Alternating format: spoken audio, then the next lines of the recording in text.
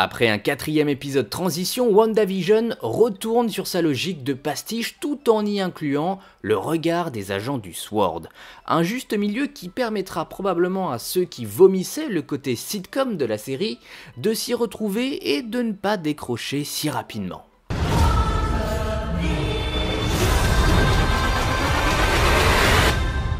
Place alors aux années 80. Si le trait était plus que forcé dans les 3 premiers épisodes, la touche télévisuelle est beaucoup plus légère dans ce 5e chapitre grandement inspiré de Family Ties, Sacrée Famille en VF. Quelques coiffures et autres costumes bien kitsch et un générique très fun seront au rendez-vous. Rien de choquant à cela. N'oublions pas ce nouveau spot publicitaire, et d'ailleurs petite théorie, et si les 2 acteurs récurrents à ces réclames étaient des êtres chers, très chers à Wanda. Vous voyez où je souhaite en venir? Wanda et Vision, tout jeunes parents de 2 jumeaux, Tommy et Billy, tentent tant bien que mal de continuer leur petite vie. Wanda ne veut plus se cacher et se permet même d'utiliser doucement mais sûrement ses pouvoirs au grand jour. Malheureusement pour elle, cette stratégie et grand plan s'essoufflent. Des bugs se forment et Vision, terrorisé par un monde qu'il ne comprend plus, s'interroge et mène son enquête. À cela s'ajoute une nouvelle intrigue, celle du SWORD et de Monica Rambeau.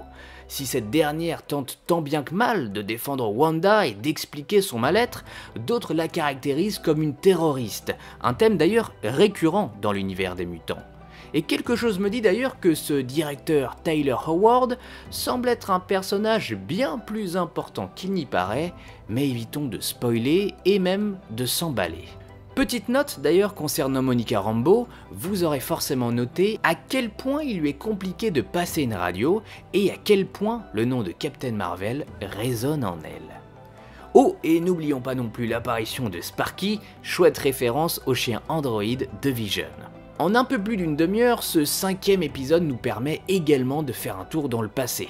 À la fois post-Infinity War Endgame, Wanda vole le corps de Vision, bel et bien mort, mais aussi de faire écho au passé de Wanda Maximoff en Europe de l'Est, quelque peu évoqué à l'époque de Avengers Age of Ultron. Une piqûre de rappel qui permettra à certains de mieux saisir l'instabilité de ce personnage, ayant les capacités, comme indiqué dans l'épisode, de détruire Thanos d'un quasi-claquement de doigts.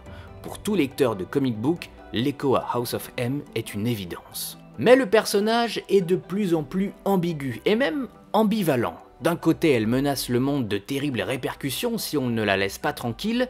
D'un autre, elle explique à ses jeunes enfants, passés de quelques mois à 5 ans puis à 10 ans, que vieillir rapidement n'est pas la meilleure des solutions pour effacer les plus grandes des peines, et notamment la disparition d'un être très cher. Et c'est justement la surprise de cette fin d'épisode. Alors si vous ne l'avez pas encore vu, arrêtez-vous-en là, n'écoutez pas le reste de cette petite pastille audio.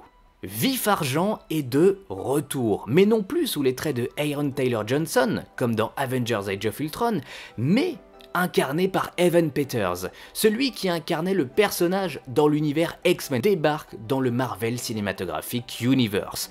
Un premier pont subtil mais bougrement excitant vers le multiverse. Wanda a casté littéralement un nouveau Pietro. Une image très drôle, faisant écho bien entendu à l'intrigue de la série WandaVision, mais aussi aux coulisses de ce qui se trame dans la tête de Kevin Feige, le big boss de Marvel Studios. Scarlet Witch pourrait-elle alors définitivement ramener à la vie certains êtres disparus? Pas si sûr car, comme indiqué dans la série, rien de tout cela n'est vrai. Wanda réécrit la réalité.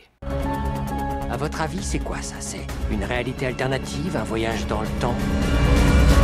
C'est une sitcom. Avec 2 Avengers?